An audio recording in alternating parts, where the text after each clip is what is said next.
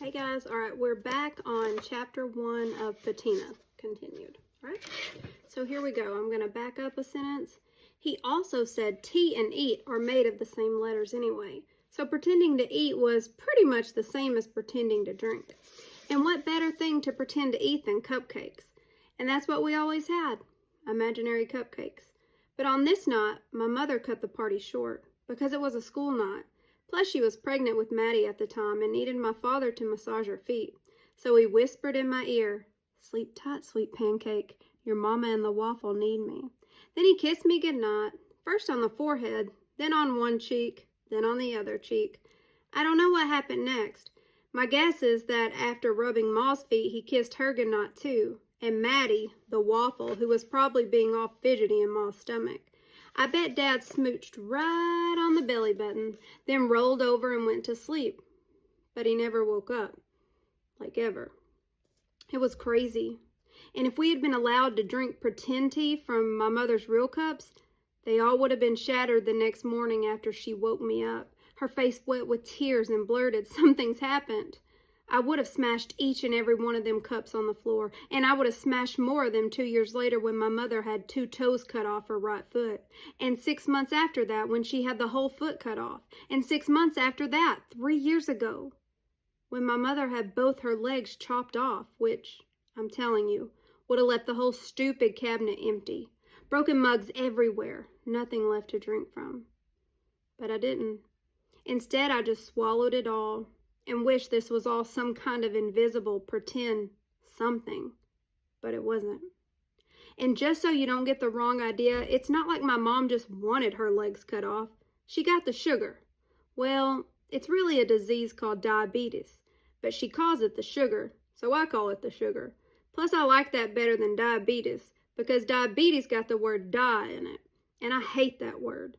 The sugar broke Ma's lower extremities, which is how doctors say legs.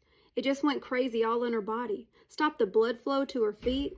I used to have to rub and grease them at night, just like my dad used to, and it was like putting lotion on 2 tree trunks, dry and cracked, swollen and dark, like she'd been standing in coal.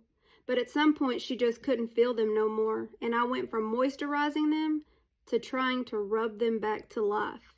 And after that, they were basically, I guess the best way to explain it is to just say, dead. Her feet had died. Like I said, I hate that word, but it ain't no way else to say it. And I guess death can travel, can spread like a fire in the body. So the doctors had to go ahead and cut her legs off. They call it amputate, which for some reason makes me think of something growing, not chopping something off. Just above the knee to keep more of her from dying. Maddie's only 6 now, and ever since she was born, I'd been helping out the best I could with her. But with Ma losing her toes and feet, helping out became straight up taking care of.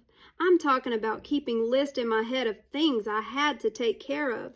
To do, make sure Maddie's bathed. To do, make sure Maddie's dressed. To do, make sure Maddie's fed. To do, everything. But after Ma lost her legs, my godparents, my dad's brother Tony and his wife Emily, stepped in and took over as our sole guardians. Which the first time I heard it, I thought was soul guardians, which I guessed is just as good. Kind of like guardian angels.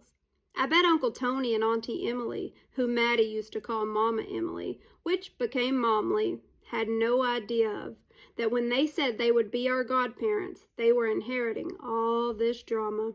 I bet they just thought they'd have to give us gifts on random days that wasn't our birthday or Christmas. Slip us $10 bills just because, stuff like that. Not take care of us all the way. That's a lot. But they always acted like they were cool with it.